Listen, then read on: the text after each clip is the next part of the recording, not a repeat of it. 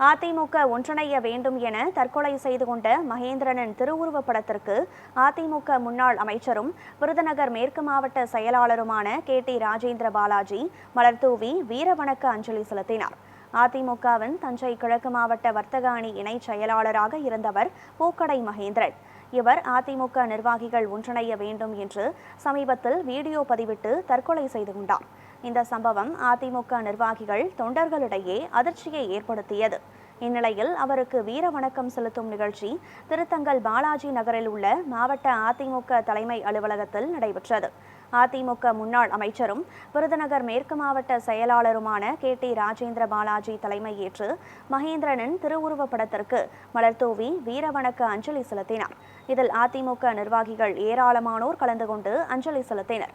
அப்போது பேசிய KT ராஜேந்திர பாலாஜி, சமூக வலைதளங்களில் பொய்ப்புரட்டுகளை கூறி வாக்குகளை பெற்றவர்கள் இன்றைக்கு ஆட்சிக்கு வந்திருப்பதாக விமர்சனம் செய்தார். கட்சி நிர்வாகிகள், தொண்டர்கள் எந்த சூழ்நிலையிலும் கலக்கமடைய வேண்டாம் என அவர் தெரிவித்தார். கடைசி 3 நாட்களிலே ஏற்பட்ட அரசியல் சதுரங்க விளையாட்டில் ஒரு ஆட்சி மாற்றம் நினைப்பதற்கு எதிராக ஒரு முடிவுகளை மக்கள் எடுத்து விட்டார்கள்.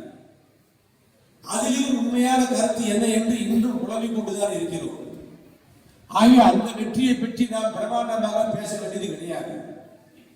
அதிமுக என்று விழுந்த வாக்குகள் சல்லடை போட்டு சலிக்கப்பட்ட வாக்குகள், சல்லடை போட்டு தேர்ந்தெடுக்கப்பட்ட முத்துக்கள் 1,34,25,260 வாக்குகள் வெற்றிலைக்காக எடப்பாடியார் முதலமைச்சராக வருவதற்காக அதிமுக ஆளுவதற்காக போடப்பட்ட வாக்குகள்.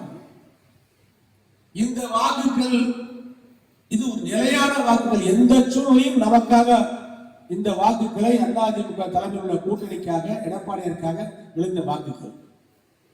ஆகவே கட்சியினுடைய நிர்வாகிகள், தொண்டர்கள் எந்த சூழ்நிலையும் கலக்கமடைய வேண்டாம், துன்பமடைய வேண்டாம், துயரமடைய வேண்டாம். இதைத்தான்